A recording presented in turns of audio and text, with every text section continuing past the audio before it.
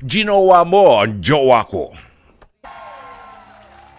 Angel, sino tong kaaway mo? Bakit ang aga ay ang init-init ng ulo mo?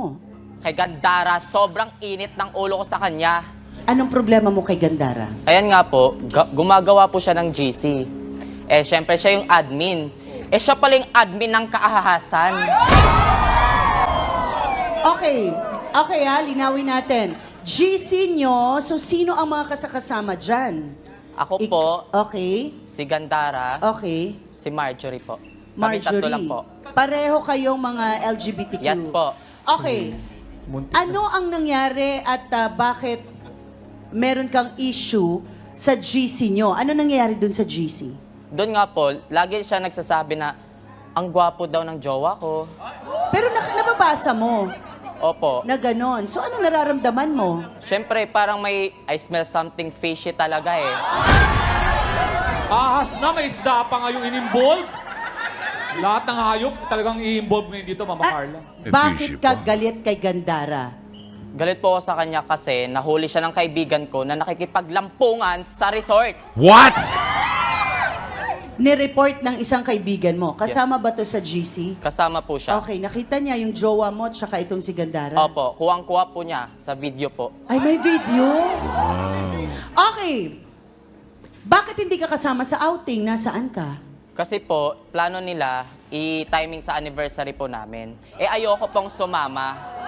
Ayoko po sumama sa outing na yon kasi di ko lang trip. Kasi gusto ko anniversary namin. Kaming dalawa lang po yung Dapat magse-celebrate. naman. Dapat Ah. naman. Diba? So, bakit sumama yung jowa mo sa outing kung wala ka dun? Yun ang hindi ko po alam. Siya ang best friend na simulat sa pulpa. Na sinasabing nanulot ng jowa ni Angel. Gandara, pasok!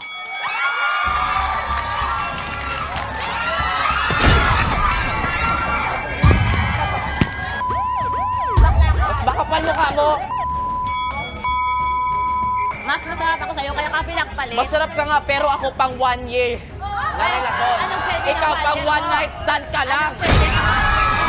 One night stand? Almost 1 week na kami. Okay. One night stand ba? Gandara, derechahang tanong. Sinulot mo nga ba ang jowa ni Angel? Yun ang walang katotohanan. Sa totoo lang po niyan, ma'am. Sigurado Mama ka Carla, ba? no? Sa totoo lang po niyan, bago hindi ko sinasabi na sinusunod ko yung kaibigan kasi magkakababata na kami noon yung jowa niya at siya mismo siya. Eh, nung nakala niya, ma'am, hindi naglalabas-labas kami ng jowa niya, bilang kaibigan lang naman. Eh, wala namang sigurong masama doon na lumalabas kami, nag-iinuman na kasama ko yung jowa niya. Wala, hindi ko naman siya ginagapa. Dahil magkababata kayo. Opo. Okay, Angel, saan galing ang sinasabi mong word na ahas kung hindi naman pala ginagapang? Mismo galing na sa bunganga niya yan. Ahas. Pogi Sino daw bang yung mga jowa habol? ko. Sino ba Hindi daw siya yung nanghahabol? mga agaw, Ikaw, pero ikaw yung nahuli ka ng nanghahabol. kaibigan Ikaw ko. yung ahas. Kasi ayaw na nga yung tao sa'yo, hinahabol-habol mo pa. Ikaw yung ahas. Ayaw, inaahas mo At lang isa pa, talaga. hindi ako maharot. Na sinasabi mo sa mga tao na maharot ako sa iya. Lalaban ka? Ngayon ako nakakita ng Alam mo, negative. Ngayon ako nakakita ng negative. Okay. Ano Pinaganda ang mo na masasabi mo Alam mo. na ikaw ang naghahabol? Hindi po naghahabol. Sadyang siya lang talaga. Kasi Talaga? pera lang ang habol lahat ng lalaki At sa'yo. least may pera bakla. At least may pera bakla. Pinakinabangan naman ako. Napakinabangan ko siya. O anong mali doon? Naibibigay ko ba nga kailangan niya? Ano ka ngayon? Kasi ang pera Ang ko, taray! napupunta sa magulang ko din. Magulang. Jowa ko, At least ikaw sa akin, pang lalaki sa magulang lang. at sa lalaki ko, at least naibibigay ko lahat patas. Anong Fair patas? ako sa lahat. Ikaw sumira sa magkakaibigan natin. Okay. Hindi ako sumira. Hindi Paano ako na sumira. okay, Gandara, tanungin lang kita sandali ha. Paano mo sinasabing napakinabangan? Bali na utos-utusan po siya. Kung sabihin ko, may pabibili ako sa palengke, ganito.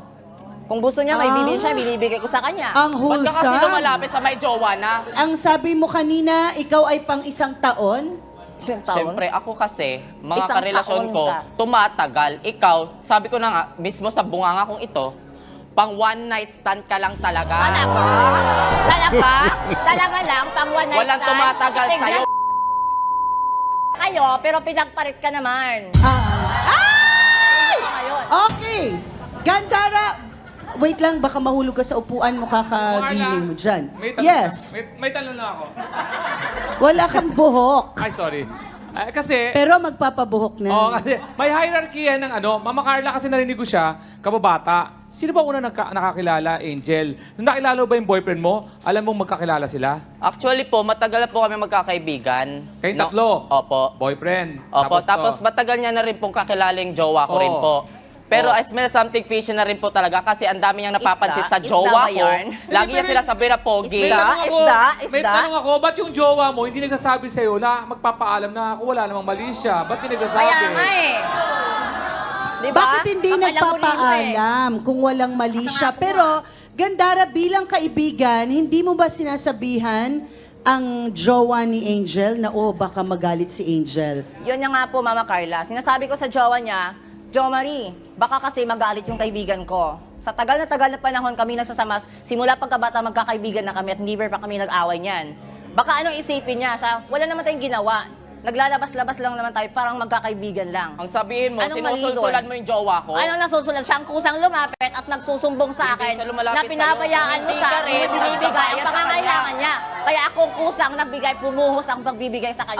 Okay, so nakuha na natin na itong si Jowa ay nagsusumbong sa iyo na wala nang binibigay Oo. masyado si Angel. Nalalamig na daw yung jowa niya, So ma. lahat ng hindi mabigay ni Angel, nabibigay mo ba, Gandara? Opo, nabibigay ko kanina may pera ako eh. Ano yan?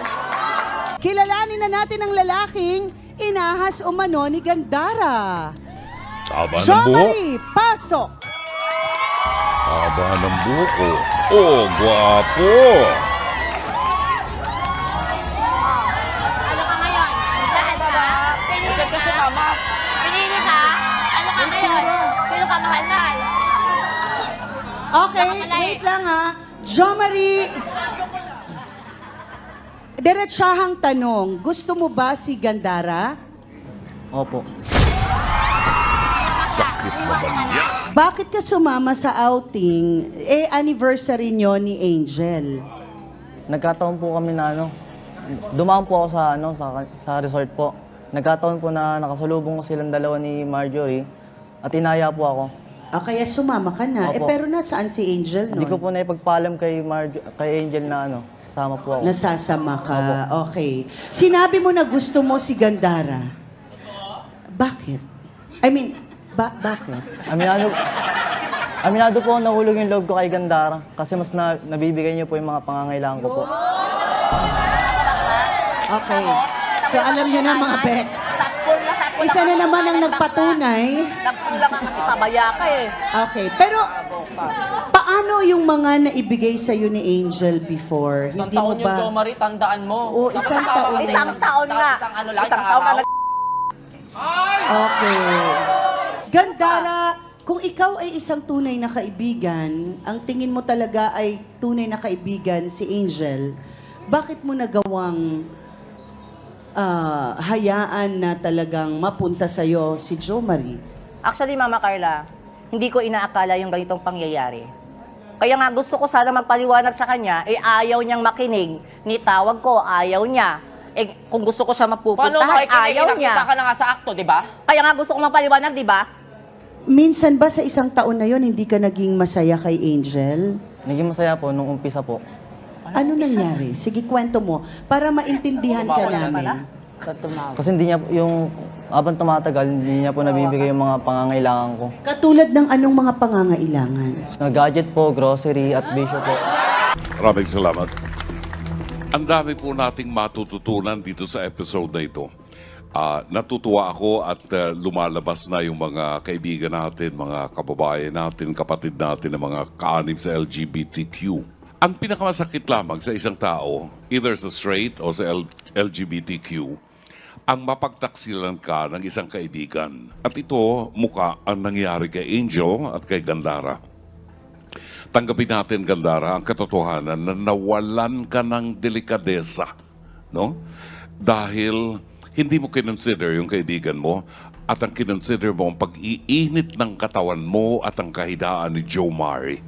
No? So, pwede pa nating ibalik ang dati nating nasira na relasyon kung kikilalanin natin ang ating kahinaan at hihingi natin ang kapatawaran.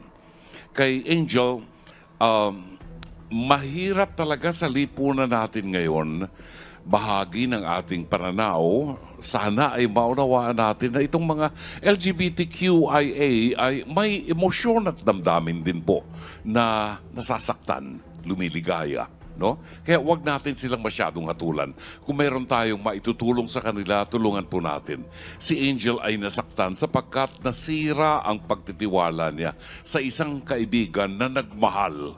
Gandara, kung kailangang pawala ng isang batang katulad niya para lumago at magkaroon ng magandang direksyon, tulong mo na yun sa kanya. No? Maraming salamat po.